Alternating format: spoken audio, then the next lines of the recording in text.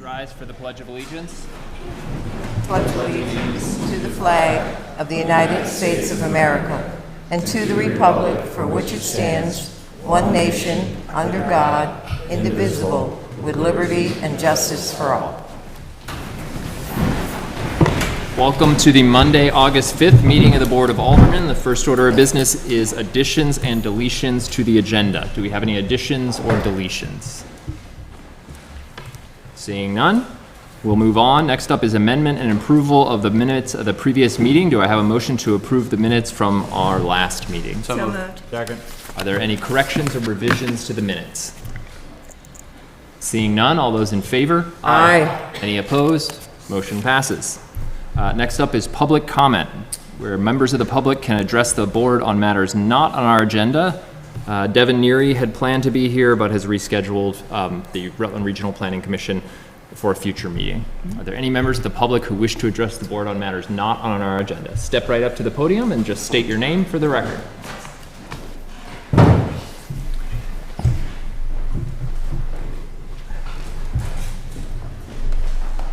Good evening, everyone. My name is Liz DeMarco Weinman, and I live at 3 Charter Hill Drive, which many of you might know as the former Godnick House. We have lived there 20 years, and everybody still calls it the Godnick House, and we are proud to call it the Godnick House. Across the street from us, at 1 Irving Heights Road, there is a home that has rubbish and hay and everything else surrounding their yard, and a few years ago, a trampoline almost blew into our front window. So if you know the Combination Pond area and you know that home, you know that my husband and I spent a lot of time taking care of that house. We love that home. We've lived in it for 20 years. We've been in love with it for 40 years when we had not a dime to our names, and we saw that home and said, someday we're going to live there. So we have written to Rhonda Hart, and God bless her, she sends notes to us, tells us that she will find the people. It is a fire hazard, it is a vagrant hazard, and I'd like to know what else we can do to do something about that home. Thank you. Thank you for letting me speak about that. Of course. Are there any other members of the public who wish to address the board on items not on our agenda this evening? Seeing none, we'll move on to communications from the mayor.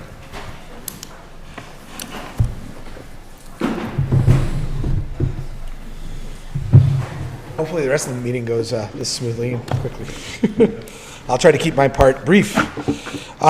So first off, if I could ask the board to untable and vote on the nomination for Rebecca Stevens for Planning Commission. So moved. Second. All right, so we have a motion to untable the nomination of Rebecca Stevens to the Planning Commission. It has been seconded. Any discussion or debate? All those in favor? Aye. Any opposed? Motion passes. Move to circulate the ballot box. Second. And we have a motion to circulate the ballot box. It's been seconded. All those in favor? Aye. Any opposed? Motion passes. Great. All right, well, while that ballot box is circulating, I'll continue. So I will actually have some nominations for the RRA board at the next Board of Aldermen meeting, so stay tuned for that.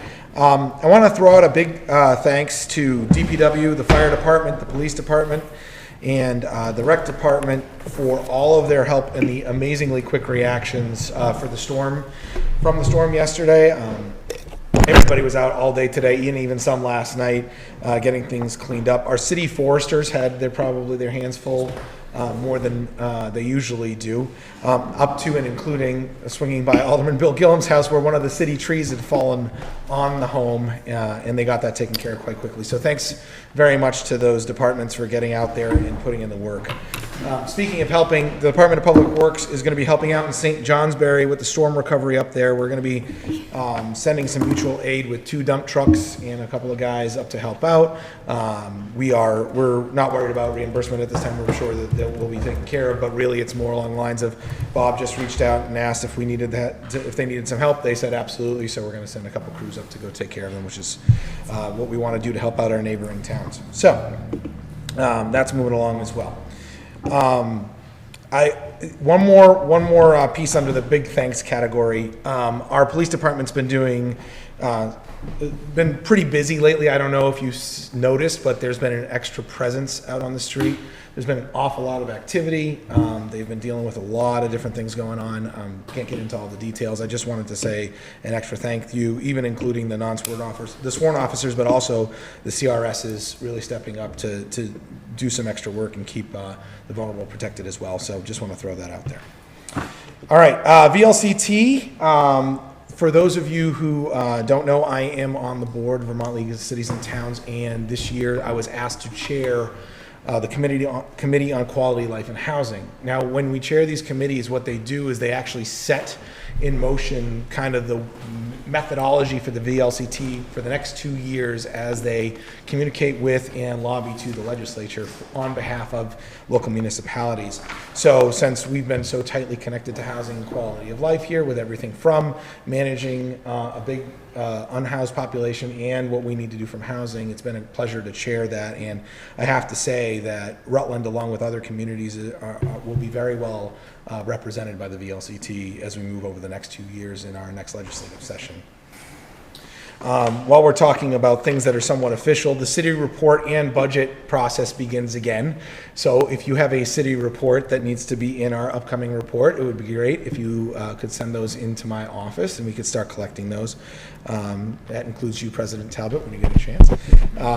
Also, I'm going to be starting to work on the draft of our new budgets. Now, I know it's the beginning of August, but my budget is due to you at the beginning of September, so that gives me all of 1 quarter, or sorry, at the beginning of November.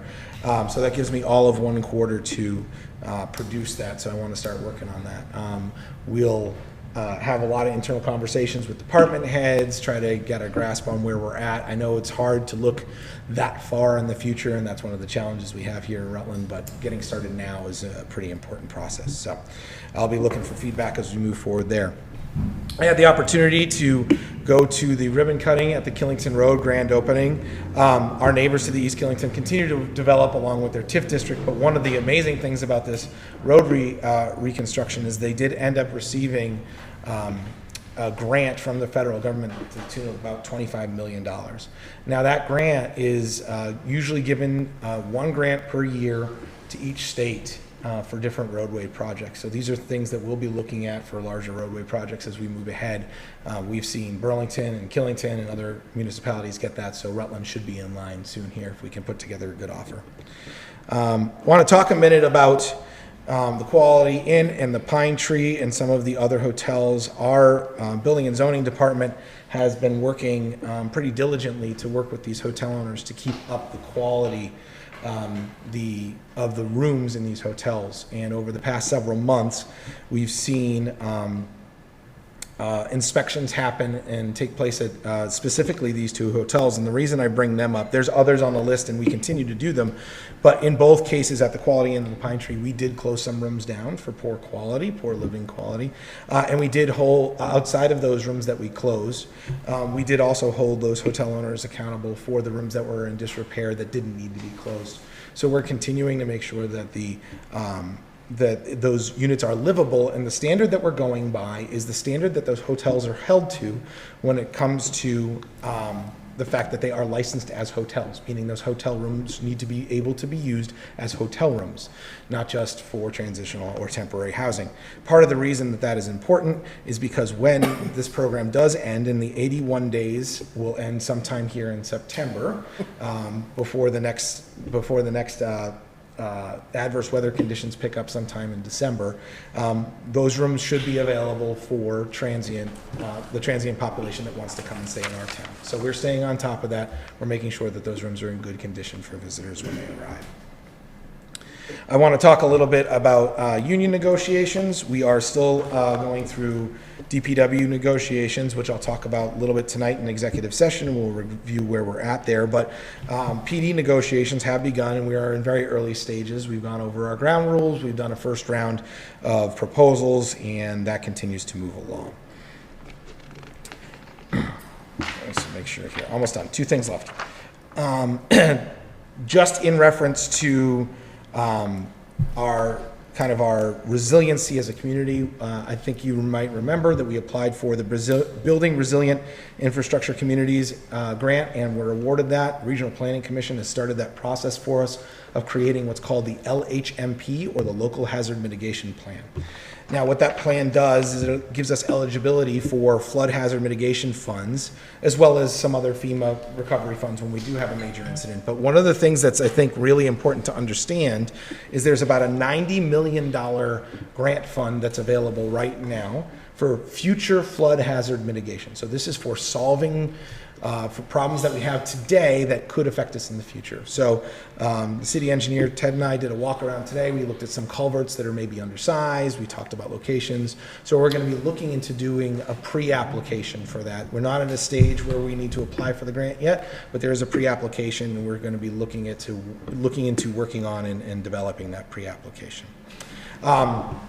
Two events. There was a ribbon cutting at T-Mobile, so nice to have another business in town there. You know, it's interesting. We have seen a slew of investment in the city, both from a local business and a corporate investment standpoint over the past few years.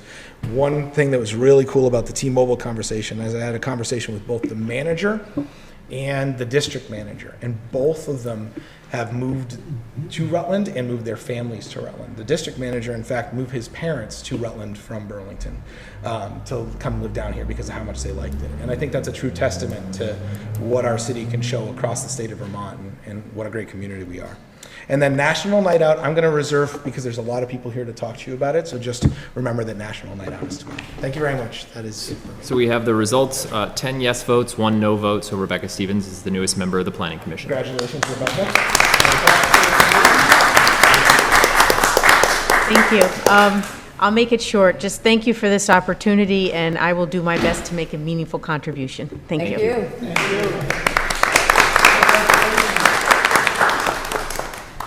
All right, we'll move to consideration of special event permit requests. First up is a special event permit request for the Alzheimer's Association Vermont Chapter's Walk to End Alzheimer's to be held on September 1st. You'll find a copy of the application on pages 14 to 15 of your packet. Welcome. Hello, everyone. My name is Jasmine Averbach. I am the staff partner for the Alzheimer's Association out of Williston, but taking care of this community and helping with awareness, education, and of course the Walk to End Alzheimer's. It is actually on September 21st. Sorry, that happened last year too, to the application. And this year we're actually moving to Meadow Street Park. In the previous years, we've been at Main Street Park. That has some construction happening. So we're moving to Meadow Street, which is fantastic. It gives us a 0.6 mile short loop that is wheelchair accessible, which we have never had before for this walk. I've been pushing for that for 2 years, and I'm so excited for that. And then we also have a much longer route through the downtown of 2 miles that brings us all the way through so that we can really show the community our purple and our awareness.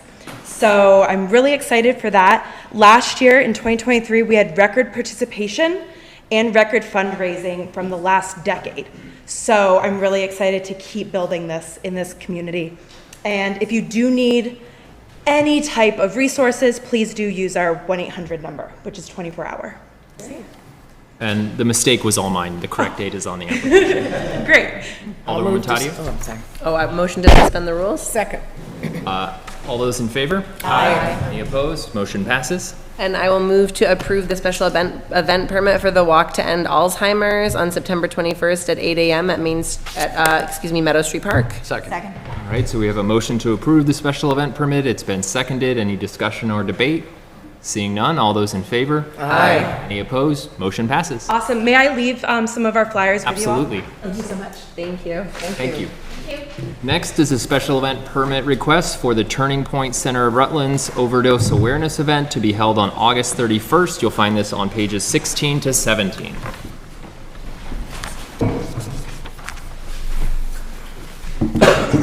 Welcome. Welcome. Thank you. Good evening, guys. Good evening, Board of Aldermen. My name is Alex Lucci. I'm a recovery coach and outreach coordinator with Turning Point. Thanks for letting us speak regarding our Candlelight Vigil. We're asking that a small portion of 49 Evelyn Street in front of TD Bank and Walmart in the proximity of Depot Park be blocked off and closed from 4:30 to 8:30 on August 31st when the event is happening. There will be no EMS necessary. They're aware and on call if needed. The fire department has been alerted and they're on standby should we need that. Hopefully we won't though. No police presence required. We don't foresee that. And Turning Point will provide trash disposal, so we'll be taking care of all the cleanup. Per fire department suggestions, we will have on hand bucket of water, first aid kits with burn supplies, and we will distribute and light the vigil candles and extinguish and dispose of the burn candles after the vigil. Do you have any questions for us? Any questions for the event organizers? You're pretty thorough there. Motion to suspend the rules. Second. All right, we have a motion to suspend the rules. It's been seconded. Any debate? All those in favor? Aye. Any opposed? Motion passes. And motion to approve the overdose awareness event on August 31st from 5 p.m. to 8 p.m. For the Candlelight Vigil. Second. All right, so we have a motion to approve the permit. It has been seconded. Any debate? Alderman Barbagel. Not a debate, but I believe it's a typo on it. Under insured amount, it has 0, and I believe that needs to be 1 million. It was. It just wasn't put in. Okay. Attorney LaChance Yes. approved it, yes. I can resubmit the proof of insurance. Oh, no, you're all set. That was my error. You're good. All right, any additional or discussion or debate on approving this event permit? Seeing none, all those in favor? Aye. Any opposed? Motion passes. Thank you. Thank you. Next, we have a special event permit request from Camilles Experience Clothing for their 35th anniversary sale to be held August 15th to 17th, and you'll find this on pages 18 to 19 of your packet. Hi, everyone.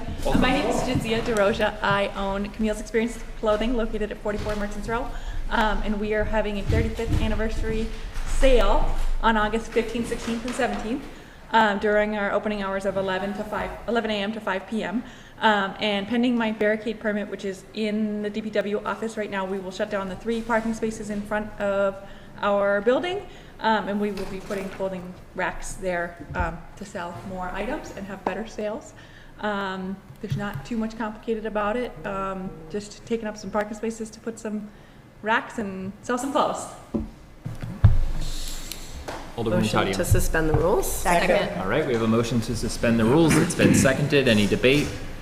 All those in favor? Aye. Any opposed? Motion passes. And motion to approve Camille's special event permit for the 35th anniversary sale from August 15th to August 17th during their opening hours of 11 a.m. till 5 p.m. for the 3 parking spaces. Second. All right, so we have a motion to approve. It has been seconded. Any debate? Alderman Gillum. I just want to congratulate the business for being there for 35 years. That's a big tribute.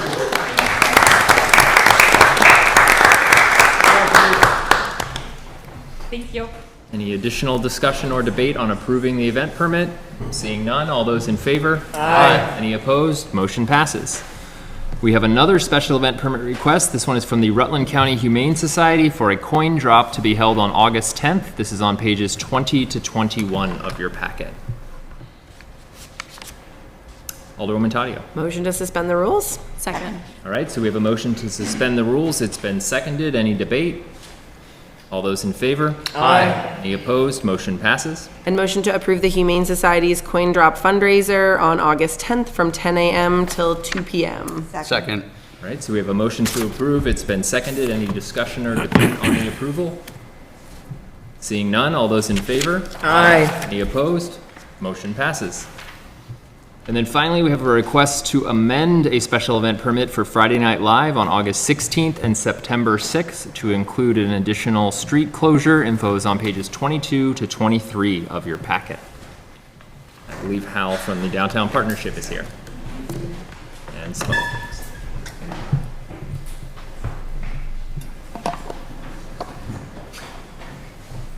Welcome. Hi, good evening. And I have Partners for Prevention here to share more about the activity. Hi, my name is Heather Briard. I'm the Regional Prevention Partnership Coordinator with Partners for Prevention at Rutland Regional Medical Center. And I'm here tonight in partnership with Come Live Outside. We were hoping to amend the permit for the Friday Night Live on August 16th to include the space on Merchants Row between Center Street and Washington. We believe this space is already blocked off anyways, but it's not a part of the original permit, so that's why we're here. So our youth interns this summer came up with the idea to hold an event called In My Roller Skating Era. So it is a Taylor Swift themed roller skating event. So it includes roller skating in a space about 30 by 60 feet. We found a company that we can rent approximately 100 pairs of roller skates to make it sure it's accessible for everybody if you don't own your own. We're also going to be doing bracelet making, bracelet trading, and yeah, it's going to be a lot of fun, and I think a really great way to get youth involved in Friday Night Live. Move to suspend the rules. Second. All right, so we have a motion to suspend the rules. It's been seconded. Any debate? All those in favor? Aye. Any opposed? Motion passes. And move for the approval to amend the permit by adding a street closure from Merchants Road to Washington Street for roller skating. Second. All right, so we have a motion to approve the amended special event permit. Any debate? Alderman McCann. Yeah, thank you for bringing this idea to the event. I think it's great to add another activity to draw people down, tie into Taylor Swift. I'm sure we'll get tons of people down there. Personally, you know, I think we often think of these as street closures, but it's also, there's a more positive way to view these, right, is we're opening the street to other uses, right? So these are public spaces that we often use just for cars, but here we have an opportunity to allow a broader segment of the population to enjoy it for something different, and it's going to be really exciting to see it turned into a skating rink for a night. Thank you. All right, any additional discussion or debate on approving the amended permit? All those in favor? Aye. Any opposed? Motion passes. Thank you. Thank you. I like that it was Sharon's motion. Moving on to reports and letters from department heads and officials. If anybody wants to step out, now's a good moment. We have Recreation Superintendent Peters with an update on National Night Out.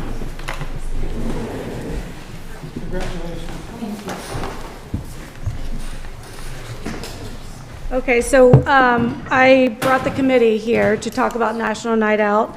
All departments are involved in this. DPW, we have Emilio from PD, Corbin from Fire, and then Colleen and Brittany from Programming Recreation. So they're going to talk a little bit about the event, some additions for this year. We moved it to Meadow Street 3 years ago. Great improvement, parking. So I'll let them talk about the event. Hi everyone, I'm Colleen Shattuck with the Recreation and Parks Department, and I'm here with my co-conspirators actually. So there's Brittany, Officer Rosario, and Firefighter Shattuck. National Night Out is an evening for the community to connect with the local law enforcement in a positive and safe way, and that's how it's marketed nationally. Rutland City does it a little different. We involve multiple departments, like Kim said, including police, fire, DPW, recreation programming staff, and maintenance. Tyler is super helpful with all this stuff.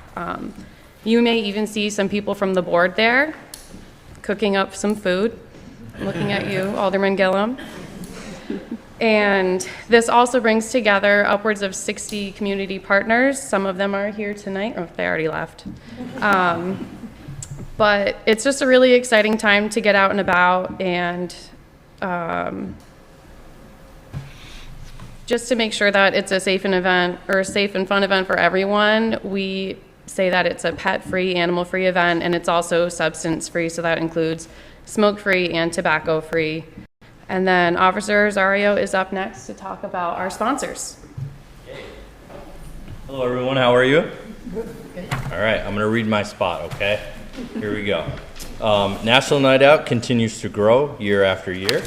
I want to have a tremendous thank you and support to the local organizations and sponsors. Everything you see at this event is either donated or purchased through generous sponsorships. This year we included sponsorships packages that help generate excitement and engagement. Many sponsors also contributed through in-kind donations, all of which acknowledged our programs, our guides and sponsorships, signs throughout the event. We kind of want to let you guys know who they are. Walmart, Stockton Security, Cisco, De Silva Karate, Hannaford, Casella Construction, Hubbard Brothers, Mackenzie's, Heritage Family, GE, Stewart Shops, Freihoffers, Coca-Cola, the Brady Family, Timco Jewelers, and Arctic Glacier Ice. So we just kind of want to give them a big shout out for helping us. This event is awesome every year, and every year I look forward to making it better and better and better for all of us. And we definitely want you guys to come and enjoy this event because it is great. We get a lot of people out there, and we just want you to come. So that's my part. So as Emilio said, it's growing every year. So new this year, we're closing down a small section of the street on Meadow Street to enhance National Night Out, make it a little better. So we're doing a Touch a Truck event this year. It's an exciting addition that will allow more organizations to get involved and offer something extra for attendees. So Meadow Street from School Street, the entrance to Meadow Street Park will be closed down to School Street starting at 2:30 p.m. The following organizations are bringing their vehicles for the Touch a Truck event. So we have Casella Waste, Mount Holly Fire Department, DPW is getting involved with some of their equipment, Rec Maintenance, Carrera Services, Scratch the Surface, a construction company that's local, Earl's Truck Repair, and we'll have some stuff from Vermont State Police there. Bert will talk about a couple other things. Hi, everyone. So as we emphasize, our goal is to grow and improve this event every year. This year, to enhance the attendance experience, we are introducing several new features. We will have a welcome tent offering brochures that highlight our sponsors, our vendors, and a brief description of special events and highlights happening throughout the evening. Attendees can look forward to popular favorites such as bounce houses from Whirly's World and Fortress of Fun. We'll also have a dunk tank from Camilles Outside and Partners for Prevention. And new this year, we have De Silva's Karate offering self-defense demonstrations, and Home Depot is providing kids crafts to do throughout the evening. There's so much more to see, so just be sure you stop by and experience everything that you can. Thank you. Thank you. All right. Mr. President. Yes, Alderman Gillum. My co-partner is going to be Police Commissioner Tony Romeo. He'll be also there to cook for us. He just confirmed this morning with me. Great. Excellent. Next up, we have Ed Bowe from the RRA, Rutland Redevelopment Authority, with a request for the board to approve a business incentive assistance program forgivable loan to C. Brown Automotive. There's a memo and a copy of the application on pages 26 to 29. Hi, everyone. Thank you for having me. First up tonight is BuyApp. We have Chris Brown from Chris Brown Automotive here, and on the 23rd, the RRA board approved a $10,000 forgivable loan to Chris Brown Automotive, which is on 276 West Street. And it meets the criteria by adding 2 jobs and a personal investment by Chris. So I'll let him take over from here, and if you have any questions, let him have it. How are you guys? I'm Chris Brown. I applied for this grant because I find that I help out a lot of lower income people from Meadow Street and West Street. And I started this and I don't have any loans or anything. So to be able to upgrade some of my equipment, to be able to get some more jobs and then still help out by being, I think I'm like $20, $25 an hour cheaper than the local shop, so I can help out a lot of lower income people, which I found is very helpful in that area. And yeah. All right. Alderwoman Taddeo. Motion to suspend the rules? Second. All right, we have a motion to suspend the rules. It's been seconded. Any debate? All those in favor? Aye. Any opposed? Motion passes. And motion to approve the BuyApp grant for C. Brown Automotive LLC. The $10,000 forgivable loan? Yes, the $10,000 BuyApp forgivable loan to C. Brown Automotive LLC. Second. All right, so we have a motion to approve a $10,000 BuyApp forgivable loan to C. Brown Automotive. It's been seconded. Any debate? Alderman McCann. Thanks. Can you talk about how much space you've got on the property for cars that are sort of in the shop and how you manage kind of make sure that that doesn't just continue to grow and overflow the space? Yeah, so I have both lots. I have across the road as well. And I've been trying to kind of, it has gotten really, really busy lately for me. I'm a one-man show kind of. So I've been wanting to use the lot across the street a little bit more, and luckily the Rutland City Police Department the last few weeks have been patrolling that area good, which has helped out to be able to park cars over there. Obviously that area also brings a little bit of issues, so it's kind of, I'm trying to get it more organized, but I'm also, part of the grant and the paperwork was, I'm doing a lot of building upgrades, like making it look a lot more presentable, and I'm going to try to keep everything more in line. Great, thanks. Any additional questions or comments from the board? Seeing none, we have a motion to approve. It's been seconded. All those in favor? Aye. Any opposed? Motion passes. Thank you.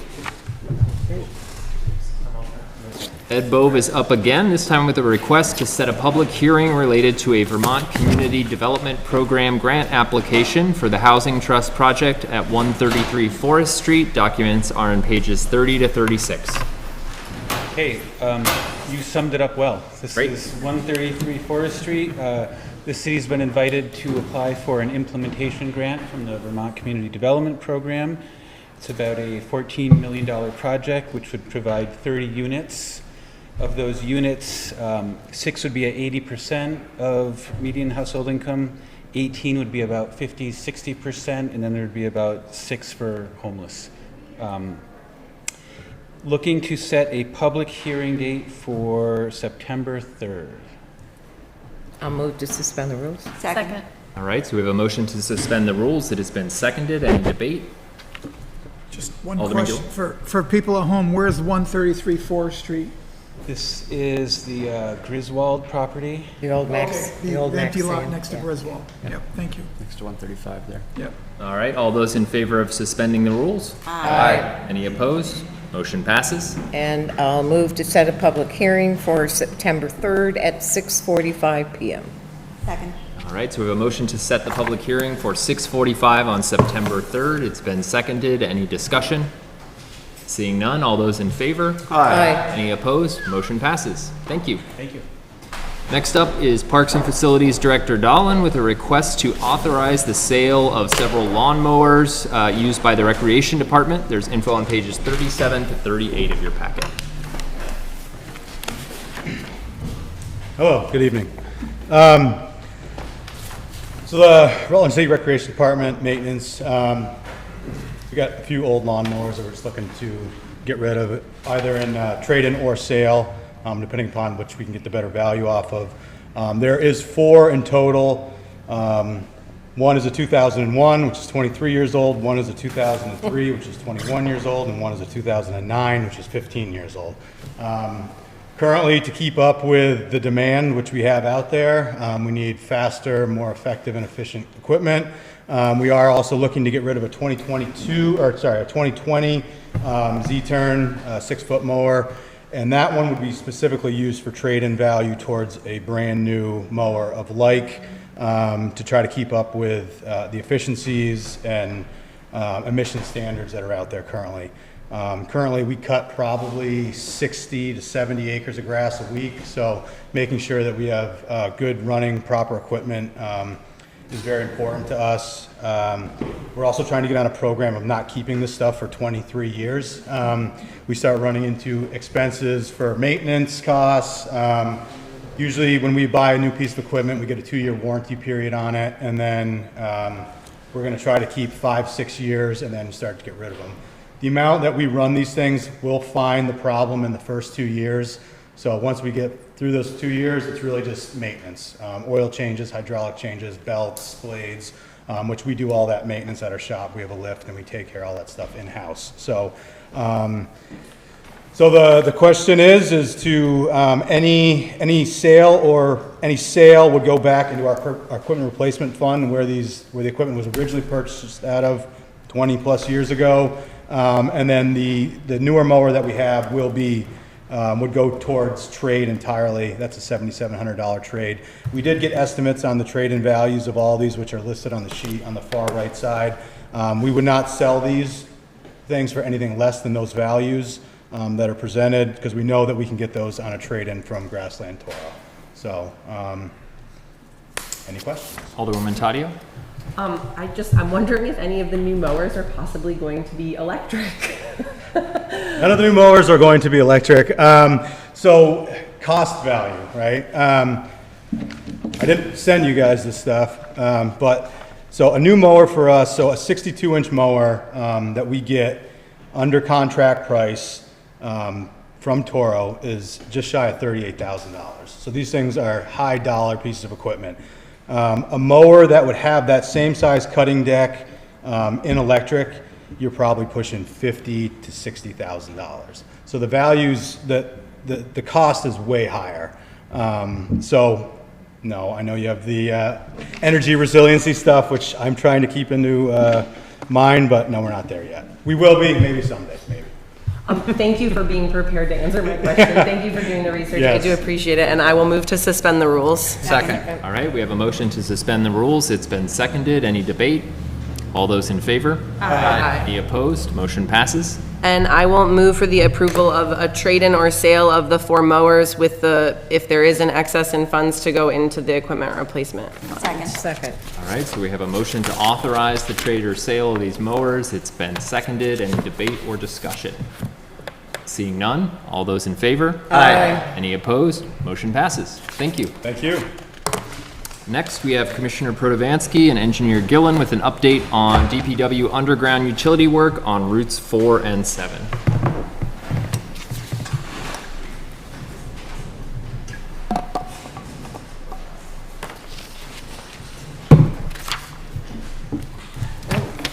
Hello. So Ted and I just thought it was worth noting what the crew's been up to on 4 and 7. We're trying to do whatever we can, think of whatever we can to do underground before they pave to prevent digging it up. We've done a number of brand new water lines from Route 7 and Route 4 onto side streets, Madison, Terrell, Chaplin, Nichols, Wales, Waters. We video inspected some sewers and we found 3 locations where they were broken and repaired them. They're replacing a fire hydrant, Weston Elm. We also, additional catch basins where used to see a lot of flooding across from Cumberland Farms, up by Grand Union Tops area. Trying to improve that. The guys are inspecting every water shutoff valve we have, and if they don't work, they're fixing or digging them up and fixing them. Ted's going to get into some details, but that's, the guys are really stepping up and trying to prevent, think to the future.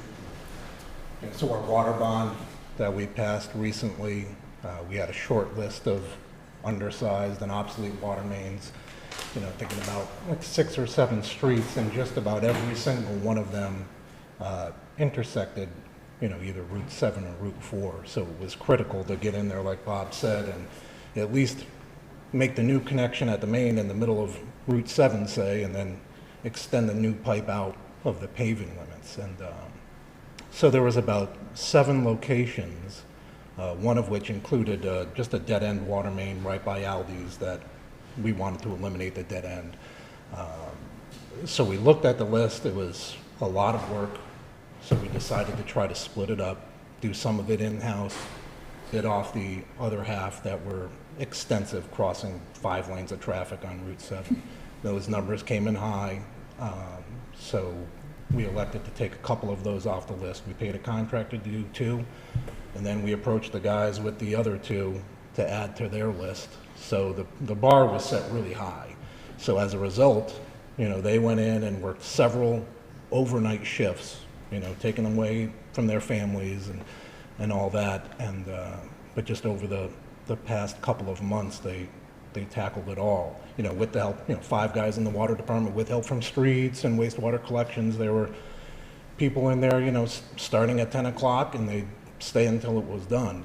And I was in there for a couple of nights watching it, and it was impressive to see the work that they could accomplish. So, I think they need to be commended for those efforts, but also know that since they did the work, we just had to pay some money in overtime and materials, of course, but all in all, it probably saved us, hundreds of thousands of dollars, between $300,000 and $400,000 just on rough calculations that we would have either paid a contractor now to do these little bites or pay a private contractor when the large-scale project comes through, which would have, of course, entailed digging into freshly paved street, which is not acceptable. So, Which enabled us to do more work. right. Right, so they saved us a lot of money, which is great. Now we can put that money towards maybe getting one more street done for, water main replacement in the future. Those bids are gonna go out very, very soon, so we just wanted to make sure they got the recognition they deserve because the bar was set pretty high. Alderwoman Davis? So if I may, I'd like to request that the chair write a letter on behalf of the Board of Aldermen, thanking those members of the DPW departments that did this work on the city's behalf and on the board's behalf. Absolutely. All right, so we have a motion to authorize the chair to write a letter thanking these folks for their work on behalf of the board. It's been seconded. Any discussion or debate? Seeing none, all those in favor? Aye. Any opposed? Motion passes. I'll be happy to write that and present it to the board. Thank you. Thank you. Thank you for the update. All right, next we have Ed Bove from the Rutland Redevelopment. Commissioner Protovansky with a request to authorize the sale of a city vehicle. Details on page 39 of your packet. So we're asking to sell for scrap a 2008 GMC van. This is originally owned by the rec, or purchased by the rec department, and repurposed us 3 years ago. Developed a real bad electrical issue that we cannot repair it. Parts aren't available, and so it's a safety thing, and it should only be sold as scrap. Move to suspend the rules. Second. All right, we have a motion to suspend the rules. It's been seconded. Any discussion? All those in favor? Aye. Any opposed? Motion passes. I'd move to approve the request for authorization to sell the 2008 GMC van for scrap. Second. All right, so we have a motion to authorize the sale. It's been seconded. Any discussion or debate? Alderman McCann. Yeah, similar to Board Member Tadio's question about the mowers, as you're looking to potentially replace this, are you thinking about electric vehicles or hybrid or alternative fuels or anything like that? We replaced it with a cruiser that was set to go to the same fate. The mechanics basically fixed the cruiser enough to get it through one more inspection, and we're thinking, let the vehicle replacement fund build and then do that next year. All right, so we have a motion to approve the sale. It's been seconded. Seeing nothing further, all those in favor? Aye. Any opposed? Motion passes. Could I just announce a retirement that we had? Absolutely. So Jim Dorman retired after 27 years of service. Jim spent his career at the wastewater treatment plant as an operator. I just wanted to congratulate him and thank him for all his work. He lived about 200 yards away from the plant and was always the one that got called in for 27 years and never said no, and always came flying in the gate to help, and so we wish him well. Thank you.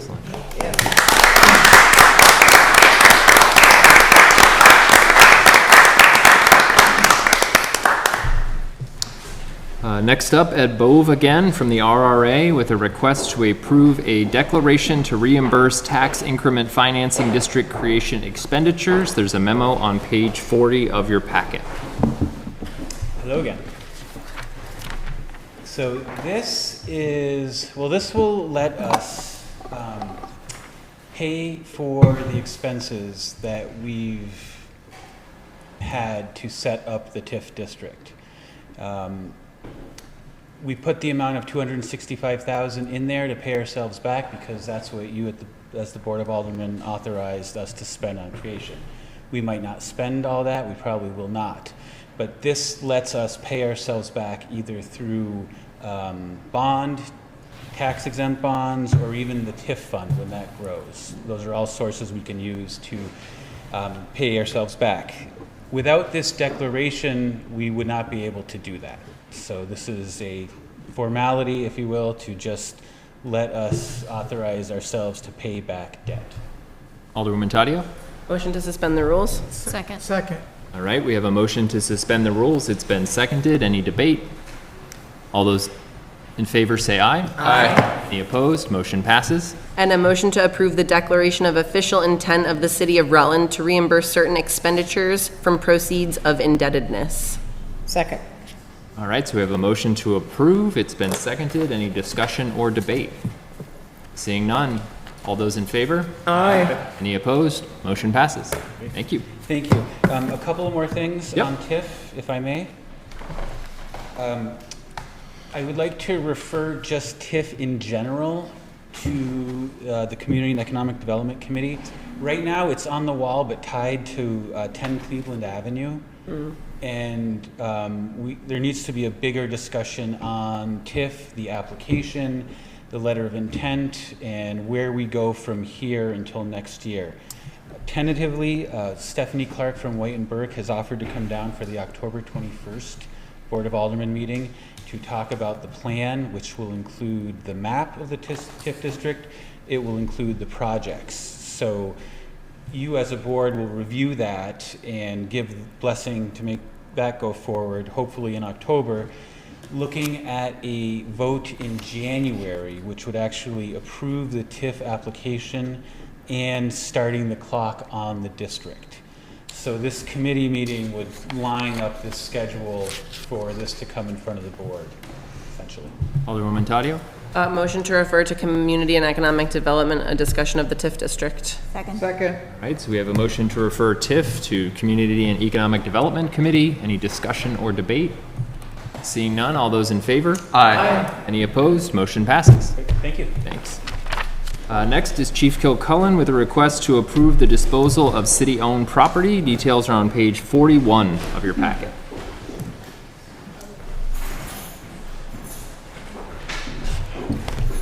Hi, thank you for allowing this to be on the agenda tonight, but this request is for the disposal of a 2012 Ford Fusion. It's a vehicle we've had in the fleet since about 2015 that we bought used for around $12,000, so we've had it for over 9 years. It won't pass inspection at this point. Over the last year, we've looked at both scrap and wholesale opportunities to dispose of the vehicles, and in this case, the quote we had gotten to scrap the vehicle was $400 and to wholesale was $500. So the request is to dispose of the vehicle through a wholesale process for $500 to be deposited in the equipment replacement fund. Adams? Move to suspend the rules. Second. All right, we have a motion to suspend the rules. It's been seconded. Any discussion or debate? All those in favor? Aye. Any opposed? Motion passes. Move to approve the disposal of the 2012 Ford Fusion that will not pass inspection. If I can amend that, the money to the equipment replacement fund. I'm good with that. All right, so we have a motion to authorize the disposal of a 2012 Ford Fusion with the proceeds to go to the equipment replacement fund. It's been seconded. Any discussion or debate? Seeing none, all those in favor? Aye. Any opposed? Motion passes. Thanks, Chief. Thank you, and we're not replacing the vehicle right now, so. I was asked if you're going to put it into a bicycle. Next is Treasurer Markowski with a request to refer discussion of financing options for fire ladder number 1 to Finance Committee, and there are some details on page 42 of your packet. Hi, everyone. So this is regarding, as we go back almost 2 years, the ladder truck 1 for the fire department.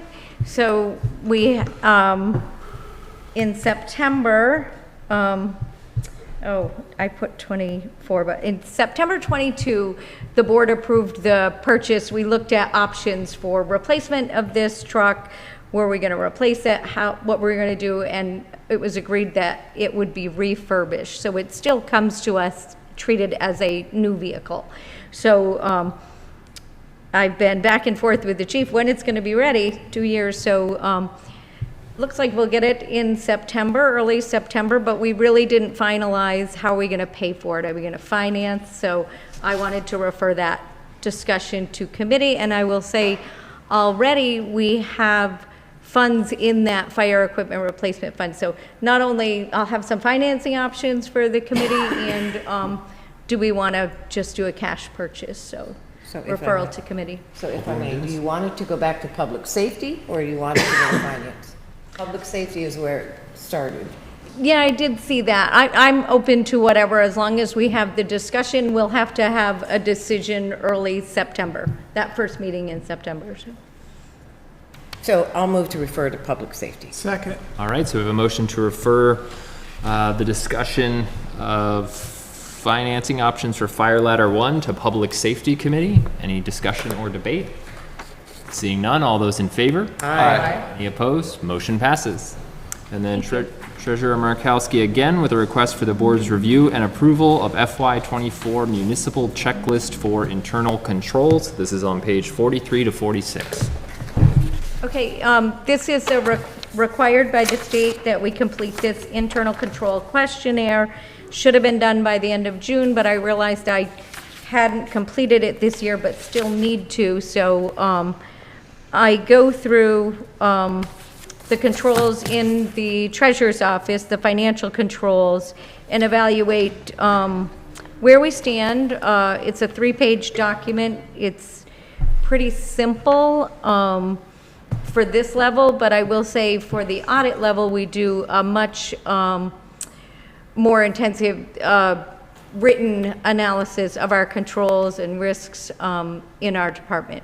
So I'm just looking tonight, first of all, if anyone has any questions, and then if not, approval for the board chair to sign. I'll move to suspend the rules. Second. All right, we have a motion to suspend the rules. It's been seconded. Any discussion? All those in favor? Aye. Any opposed? Motion passes. And I'll move to authorize the chair to sign the municipal checklist for internal controls. Second. All right, so we have a motion to authorize the chair to sign the municipal checklist for internal controls. It's been seconded. Any debate? Seeing none, all those in favor? Aye. Any opposed? Motion passes. Thank you. Moving on to reports of standing committees. First, we have Alderwoman Taddeo with a report from the Community and Economic Development Committee meeting of July 16th. This is on pages 47 to 48. The topics were a presentation on innovative district placemaking and the municipal impacts of H687. The date was Tuesday, July 16th. Committee members present were myself, Alderman McCann, and Alderwoman Davis. Others present were President Talbot, Alderman Barbagallo, Ed Bove, Gordon Trujillo, Hal Asante, and Lisa Glover over Zoom. The meeting was called to order at 5:30 p.m. The committee meeting began with a presentation from Lisa Glover, who is the Placemaking Fellow at the Center on Rural Innovation, or CORI, on the work she has done to better understand Rutland's needs. Lisa spent the last year doing community outreach and working with CEDAR, the RRA, and the Hub to understand Rutland. The project involved interviewing people to see what challenges exist in Rutland and then working to design some lighter, quicker, cheaper projects for Rutland. The project involved an online survey, assisting with the road diet, helping with the hub, and cleaning up the alley to Center Street Park. Lisa Glover has created a plan that includes larger projects for the community and some smaller projects that anyone could work on. Her recommendation is that the City of Rutland formally adopt this plan to use for the future to help bring more grants to the area. Lisa's fellowship ends at the end of September, so she would like to help Rutland wrap up the project by August. She will send a copy of the plan to the Board of Aldermen to review and reconsider in August. No motions were needed, and the item remains in committee. Next, the committee received updates from Ed Bove from the Rutland Redevelopment Authority on the municipal impacts of H687. This act created housing exemptions from Act 250 for new projects. One option is for Rutland to apply for a Tier 1A status under the Act, which would create a blanket Act 250 exemption for a designated area in Rutland. The city can apply at the beginning of 2026. The committee discussed the pros and cons of pursuing an Act 250 Tier 1A designation, and the main cons were just more work for the DRB. The pros are bringing more desperately needed housing online. Alderwoman Davis made a motion to recommend to the full board to support the Rutland Redevelopment Authority in the opportunity to apply for an Act 250 Tier 1A designation. This motion passed 3-0, and I so move. Second. All right, so we have a motion to recommend, or a motion to support the Rutland Redevelopment Authority and the opportunity to apply for an Act 250 Tier 1A designation, and that's been seconded. Any discussion or debate? Seeing none, all those in favor? Aye. Any opposed? Motion passes. Last, Ed Bove presented on the tax component of H687. There's an option for the city to apply for a 3-year window to freeze the state education taxes and the municipal taxes on new mixed-income housing developments. Rutland has until January 1st, 2028 to apply for this option. The biggest long-term gain would be using existing infrastructure to bring more housing online. No motions were taken on the tax component of H687, and the item will remain in committee. The meeting adjourned at 6:32 p.m. Thank you very much. Next, we have Alderman Gillum with a report from the Public Works Committee meeting of July 22nd. This was placed on your desk. Thank you very much. On July 22nd, 2024, Public Works Committee had a meeting. Committee members present was Adams, Barbagallo, McCain, and Gillum. Other members from the board is President Talbot, Alderman Davis, McClure, and Wickham, City Treasurer Mikowski, City Engineer Gillum, Commissioner Public Works Bob, and Representative Paul Clifford, and RRA Director Ed Bove. Special guests were Violet Pohl. There's a spelling error there. I apologize. That's supposed to be P-O-L-I. Violet and Laura were two sisters who came in with the issue, and their mother from Campbell Road, and Sam Mills from Down Valley Bikes from 10 Merchants Row. The meeting was called to order at 5:30. The first issue was the turtle issue on Clement Road. Violet and Laura, who are sisters, testified that there was an issue with turtles crossing on Clement Road, which is near the College of St. Joseph, formerly the West Road, what we call the Dorm Road. The turtles are being destroyed by traffic. The turtles are accessing the creek, crossing from the College of St. Joseph property from the pond on the south side of the road. Violet and Laura are requesting ways that the city can assist to protect the turtles from vehicle harm. There were some suggestions from the Public Works Department for ways to improve the issue of crossing. One, something we can do right away, put some signs up and warn drivers, and the commissioner is going to deal with that. Check culverts that are there that we can clean out and use that as a turtle crossing. Clean out the culverts to solve some of the issues or improve the culverts, either one. Also, when we're repaving Clement Road, maybe possibly next summer, add a flat bottom culvert, but that is something we still need to work with. Also, adding netting to the road in the ditch area on both sides so it steers the turtles into the culvert under the road. As mentioned, the peak times of the crossings are June, July, and August. The ladies were okay with the plan. The Public Works Commissioner will keep the young ladies updated with their plan for the plan. Alderman Barbagallo made a motion to take the issue of wildlife sign and culvert, the turtle crossing, out of committee and send it to the Commissioner of Public Works and the City Engineer's Office to investigate the culvert and work out a plan and report back an update to the Public Works Committee and the Poley family, which is another spelling error, P-O-L-I. The vote was 4-0-1, and I so move. Second. All right, so we have a motion to move the issue out of committee and to the Commissioner and City Engineer's Office. That's been seconded. Any discussion or debate? Seeing none, all those in favor? Aye. Any opposed? Motion passes. I was pretty impressed with the young ladies coming in and doing that work. For somebody that young to be actually involved in the project in the city was sort of kind of nice to hear. Also, the chair will send to the clerk and the Public Works Commissioner and the clerk, which is not in here, the family contact information, emails, and phone numbers. The information must be kept confidential because the kids are youth protected and both ladies are under the age of 18. So we will share that with both departments, their information. Item 2, Sam Mills, the owner of Down Valley Bikes and 10 Merchants Row, asked to install a bike repair station next to his building that he owns, which is 10 Merchants Row. There is also a question on who owns the area in the photos, as you can see in there. It has now been determined that that is not the city sidewalk, but the concrete wall is the city, but the pad next to the phone booth, as you see there, is not. Mr. Mills requesting to remove some of the retaining wall, a little piece of that so they can put that in. It was decided to add this to the Cottage Street green space project to design the space on the end of the parking lot. Maybe a possibility of a multi-bike rack to be added to that space. Alderman McCain made a motion to move out of committee and refer this to the Public Works Commissioner and the City Engineer's Office to be added to the request as part of the Cottage Street green space design, which I'm not sure if that's the exact terminology there, but that's what I understand.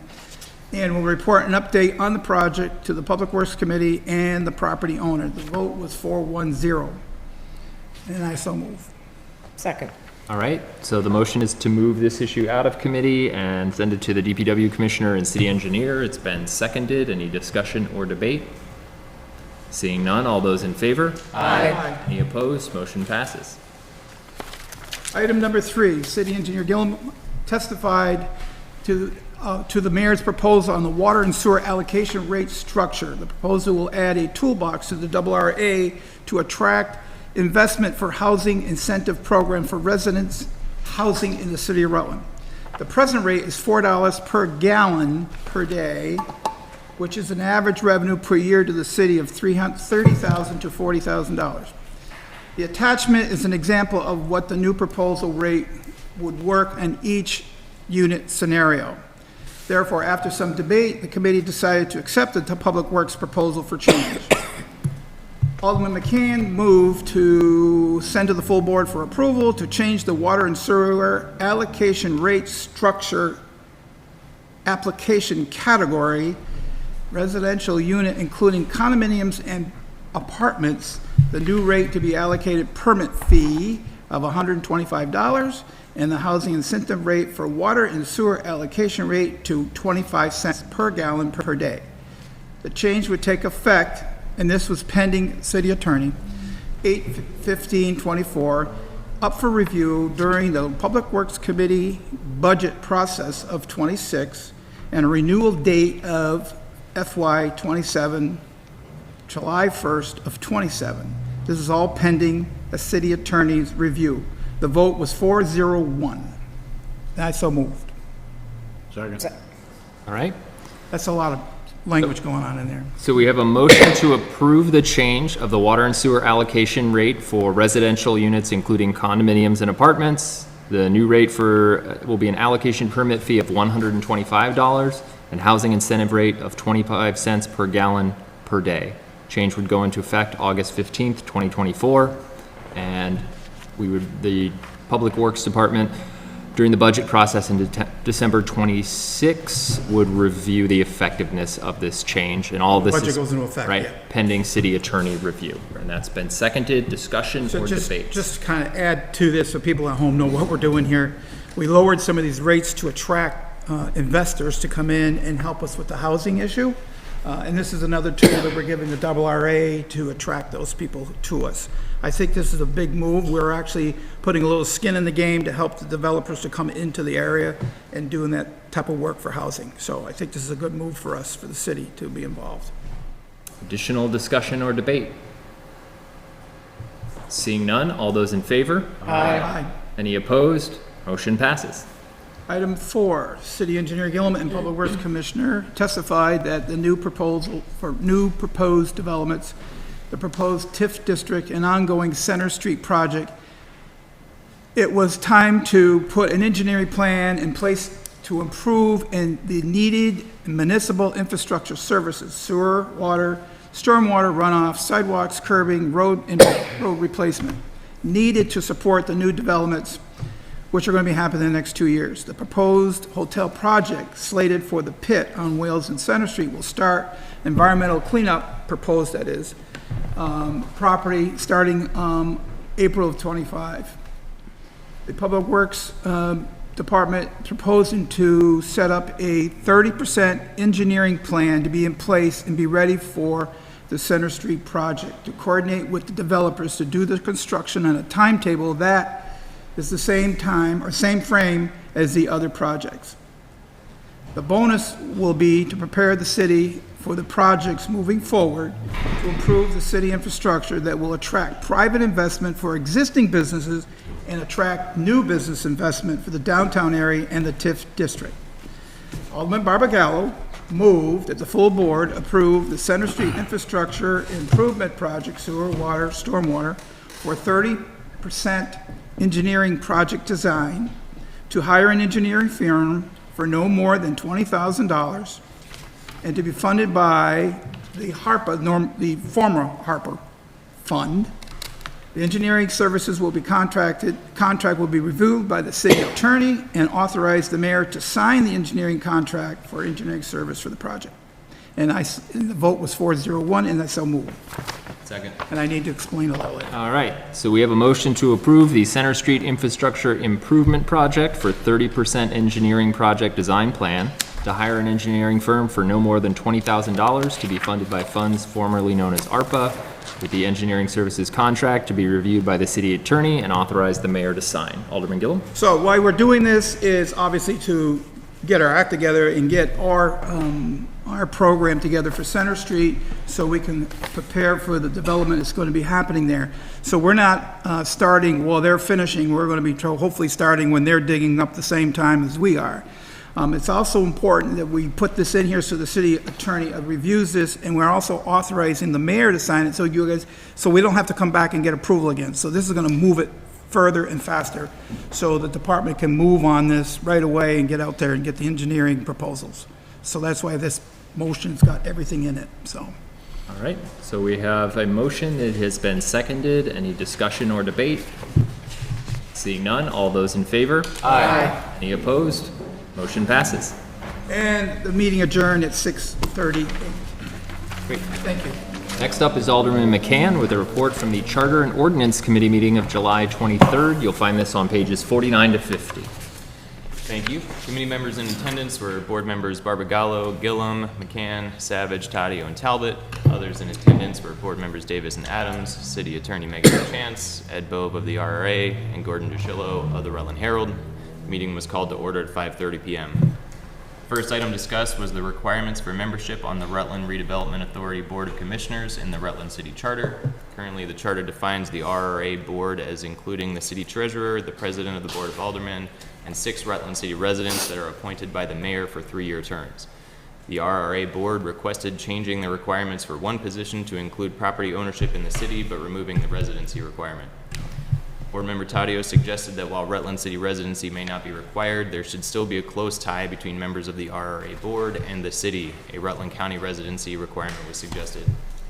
Board member Taddeo made a motion to amend the city charter such that subchapter 36, subsection 9-36.5 would identify the RRA board as including the city treasurer, the president of the Board of Aldermen, 5 Rutland City residents to be appointed to 3-year terms by the mayor and approved by the Board of Aldermen, and 1 Rutland County resident who owns property in Rutland City to be appointed to a 3-year term by the mayor and approved by the Board of Aldermen.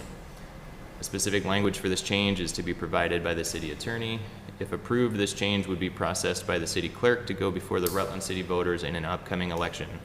Board member Taddeo's motion passed 5-0, and I so move. I'll second for debate. So I just have one clarification. It said identify the RRA board as the city treasurer, the president of the Board of Aldermen. It is not always the president of the Board of Aldermen. It is a member chosen by the president of the Board of Aldermen. And I don't believe we discussed changing that. Right. Oh, yeah, okay, that's a mistake on my part. I thought that it read that it was the board president, but correction to just be a member. A representative of the board. Representative of the board, Yeah. correct. Right. Right. And that's the discretion of the president to do whatever. All right.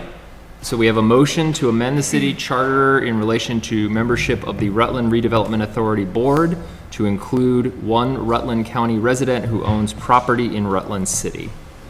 Any discussion or debate on that motion? Alderman Gillum. Just so people know at home, this has a couple of stops before this is actually in place.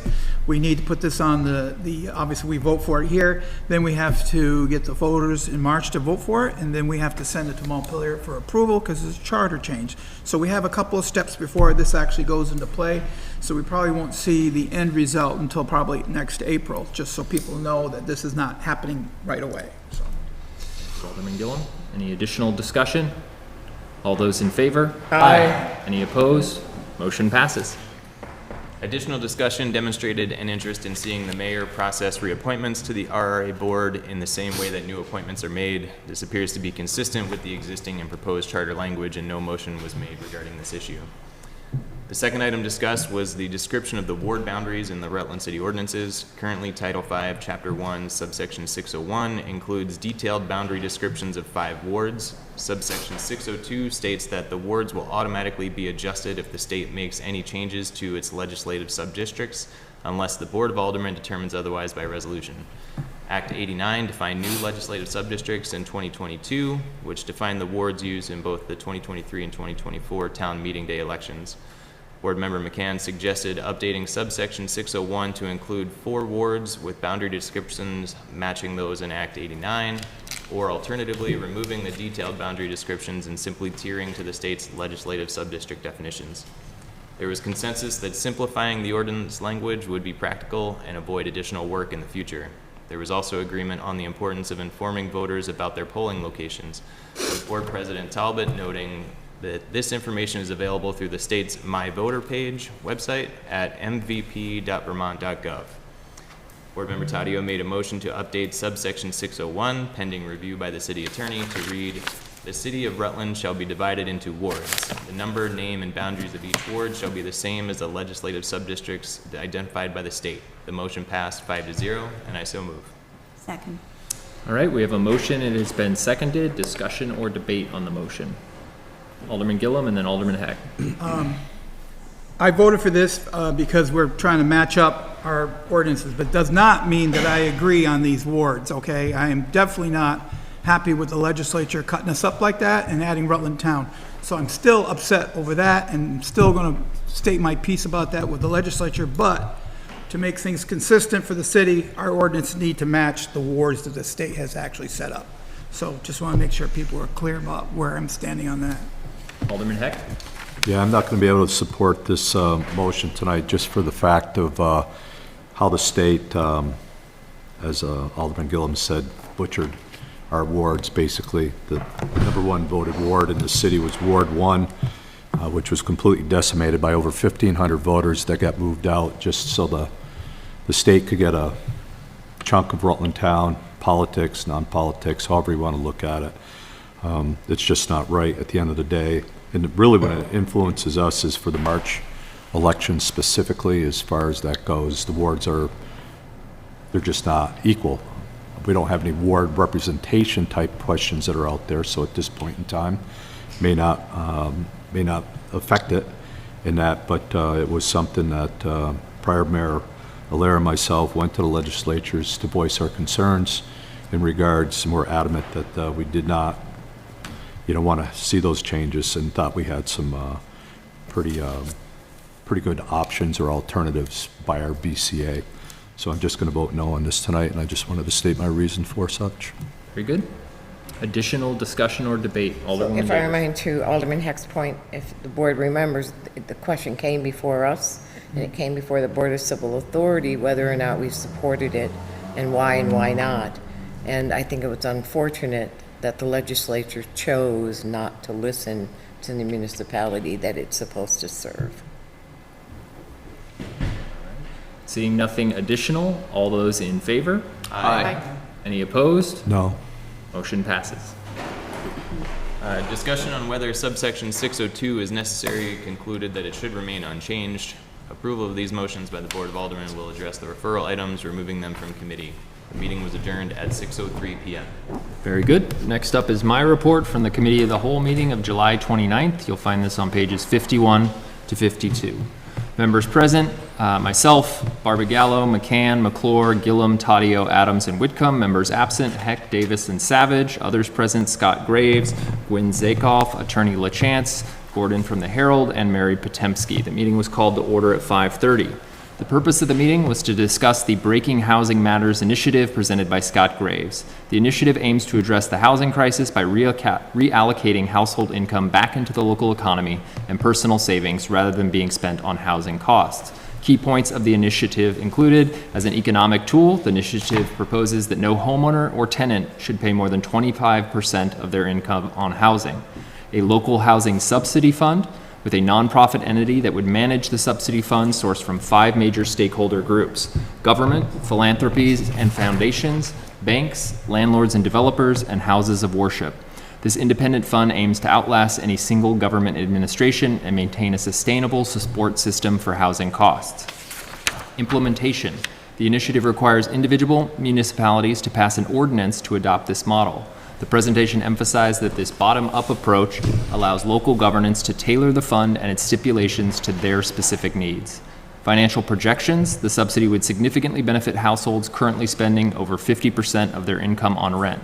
For instance, a household earning $2,600 a month would receive a subsidy of $546 monthly, freeing up $6,552 annually for other expenditures or savings. Funding requirements. The initiative estimates a need for $9.1 to $20 million annually to support eligible households within the city of Rutland. Questions and concerns posed by the committee included market impact. Committee members expressed concern about landlords potentially increasing rent due to the subsidy.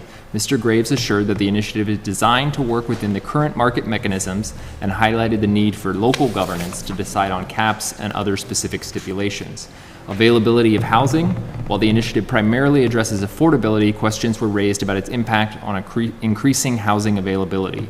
Mr. Graves noted that the initiative could attract developers by offering a stable tenant pool and potentially be coupled with other local development efforts.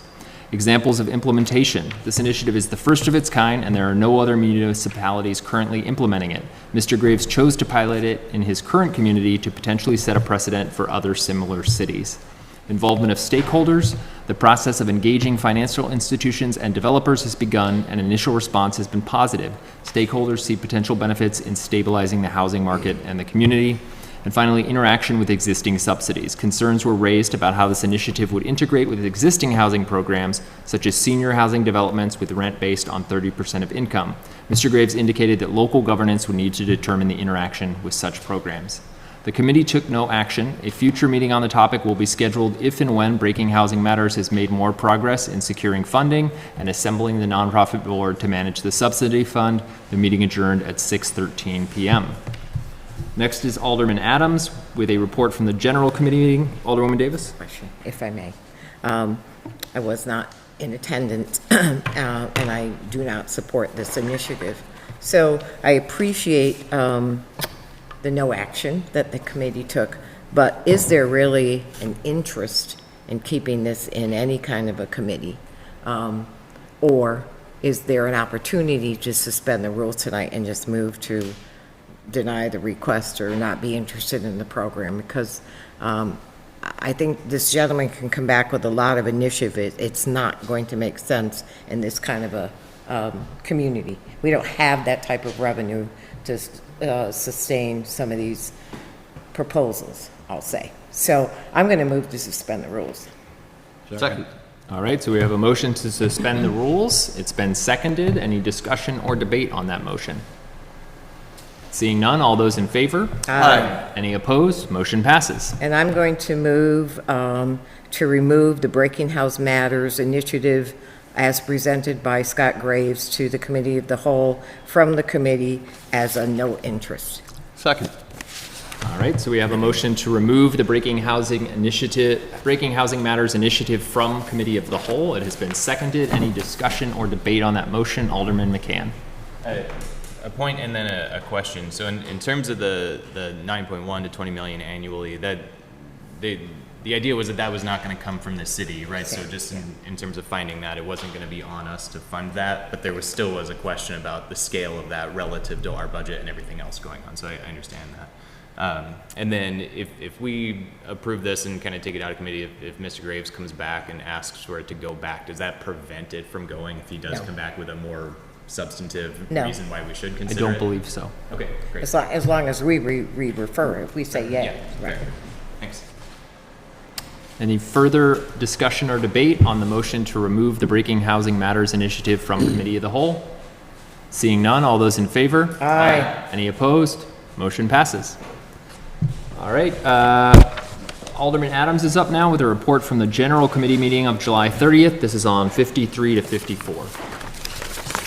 General Committee met on Tuesday, July 30th, 2024. Members present: Alderman Adams, Alderwoman Savage, Alderman Barbagallo, Alderwoman Taddeo.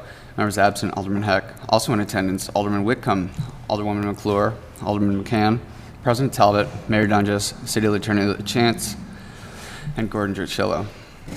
Meeting was called to order at 5:30 p.m. The first topic discussed was the city's coin drop policy. The history of the coin drop policy was reviewed to better understand why it exists in its current state. It was concluded the primary concerns surrounding coin drops were safety and traffic. No one present cited any known issues with either from recollection. City Attorney LaChance confirmed coin drops must be approved individually by the Board of Aldermen through the special events permit application process. Alderwoman Taddeo made a motion to update the city coin drop policy to remove the maximum number of coin drops per year per organization and to add a stipulation that each coin drop must be approved individually. Alderman Barbagallo expressed concern on this note regarding available. That doesn't come till down there. Alderman Barbagallo expressed concern regarding availability of alternate routes since the expansion of Farmers Market has closed Evelyn Street on Saturday mornings, potentially forcing traffic through a coin drop. The location of coin drops, as indicated in the policy, was clarified as being restricted to Merchants Row in front of Knights of Columbus. This resolved the concern of funneling traffic, but raised the issue of city policy referring to a landmark that no longer exists. It was determined that 21 Merchants Row is the most appropriate language to use. However, we reverted to voting on the original motion, which was repeated, voted on, and approved 4-0, and I would move to recommend the full board approve said motion. Second. All right, so we have a motion to update the city coin drop policy to remove the maximum number per year per organization and add a stipulation that each coin drop must be approved individually. It has been seconded. Any discussion or debate? Seeing none, all those in favor? Aye. Any opposed? Motion passes. Alderman Barbagallo then made a motion to change the wording in the coin drop policy from Merchants Row in front of Knights of Columbus to 21 Merchants Row. The motion passed 4-0, and I move to... Second. All right, so we have a motion to change the wording in the coin drop policy from Merchants Row in front of Knights of Columbus to 21 Merchants Row. It's been seconded. Discussion or debate? Seeing none, all those in favor? Aye. Any opposed? Motion passes.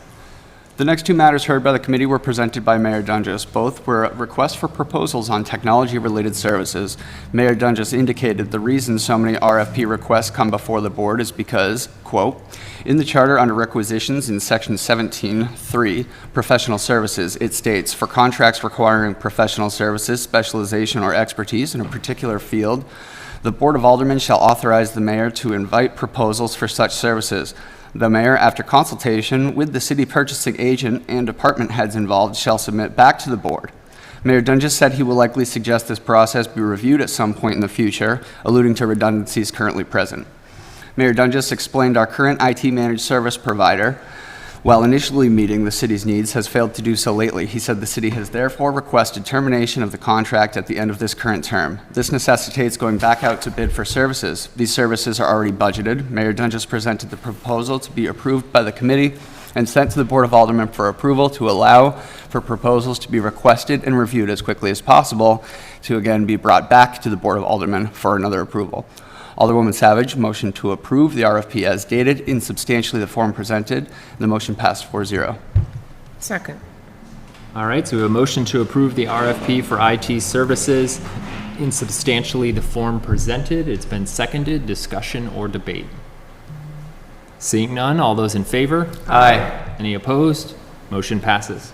Mayor Dunges then presented an RFP for approval to refresh, update, and maintain the Rutland City website. He clarified that we do not need a complete redesign, but our back-end content management system has been manipulated so much over time by multiple parties that simple changes have unknown and undesired impacts.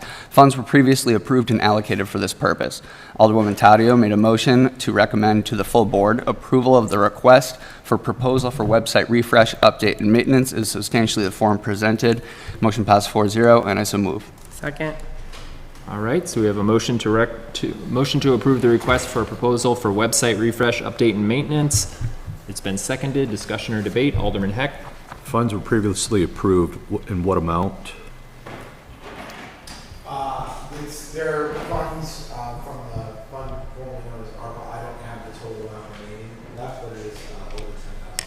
I believe it was $12,000. So this is ARPA funds still? Yeah.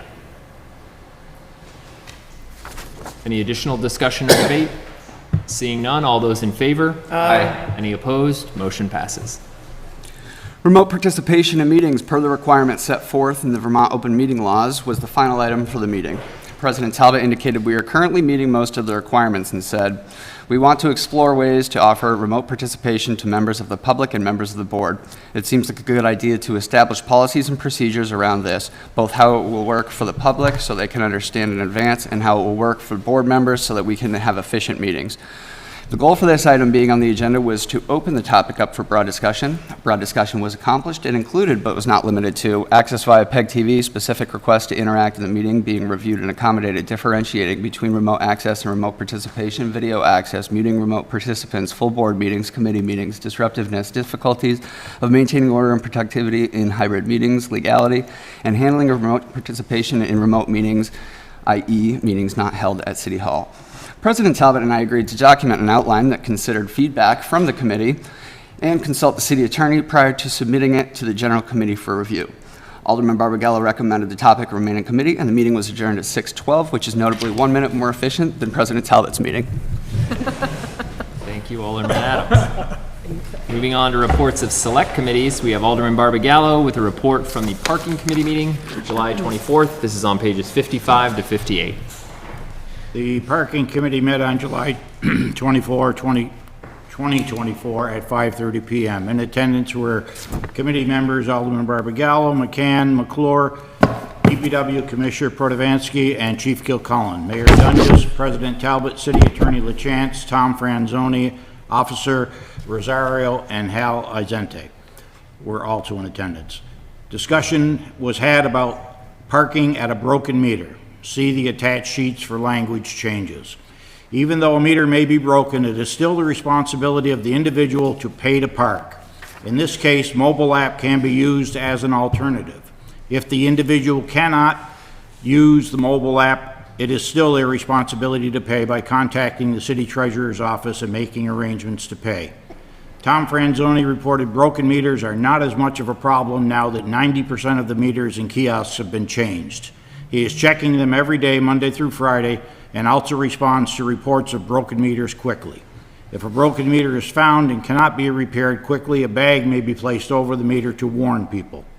A motion was made to adopt the language changes to the ordinance section ROR 27-4707 and ROR 27-4708 as presented. Motion passed 5-0, and I so move. Second. All right, so we have a motion to adopt the language changes to the ordinance as presented. It's been seconded. Discussion or debate? Seeing none, all those in favor? Aye. Any opposed? Motion passes. Next was discussed what the new parking ban on the greenbelt space. Currently, this new ordinance is being warned and will go into effect shortly. The problem is we have not set a fine for parking on the greenbelt. Attorney LaChance stated that under the current law, the fine would be only at the lowest setting, that being $10. A discussion was had about raising the fine to somewhere between $30 and $50. Chief Kilcullen suggested a $30 fine to start off with. I felt it should be $50. The same as the winter parking ban. It was decided to send this to Charter and Ordinance.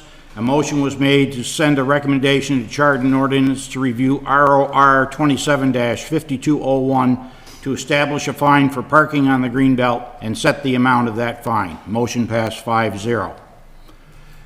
Next up was a discussion to complete the meter. So you made that motion. Second. All right. So we have a motion to send to Charter and Ordinance review of fines for parking on the green belt. That's been seconded. Discussion or debate on that referral? Seeing none, all those in favor? Aye. Any opposed? Motion passes. Next up was a discussion to complete the meter replacement project. Discussion was had to move a kiosk to the Whale Street parking lot and move the meters currently in this area up to Court Street. It was also discussed making Justice Square, that's the State Street parking lot, park mobile app only. This area is to be rebuilt in the near future and would save money. Also, there are metered spaces close enough to those choosing not to use mobile app could park at a nearby meter. Also, meters are to be installed on the south side of Madison Street near the corner of River Street and also in front of the West Street Grill after completion of the Route 4 repaving project. A motion was made to allow Commissioner Protovansky, using his discretion, to use the remaining assigned ARPA funds of $39,933 to complete this project. The commissioner stated he felt this hopefully would be enough money to complete the project. The motion passed 5-0, and I so move. Second. All right, so we have a motion to allow Commissioner Protovansky to use the remaining assigned ARPA funds to complete the meter replacement project that the funds previously assigned for this project. Been seconded. Discussion or debate on that motion? Seeing none, all those in favor? Aye. Any opposed? Motion passes. Meeting was adjourned at 5:56. Thank you very much. Reports of representatives, we have none. Petitions, letters, miscellaneous communications, we have none. Oh, maybe we have one. Alderman McCann. Sorry, this might be in the right. I want to make a comment before we finish. This feels like the most productive 3 weeks, at least since I've been here. I know I'm very green, but we got a lot done, so nice work, everybody. Excellent. Board of Control Commissioners, we have nothing on the agenda. Board of Cannabis Commissioners, we have nothing on the agenda. That brings us to unfinished business. Seeing nothing. Miscellaneous motions, resolutions, or new business. Seeing nothing, we have some executive sessions on the agenda, and Attorney LaChance has given me the language. The first is an executive session to discuss a mediated settlement agreement with potential for board action following the executive session. So I'd entertain a motion to find that premature general public knowledge regarding pending litigation to which the city is a party would clearly place the city at a substantial disadvantage because the discussion will divulge the city's strategy in such pending litigation and will include confidential attorney-client communications made for the purpose of providing professional legal services to the city.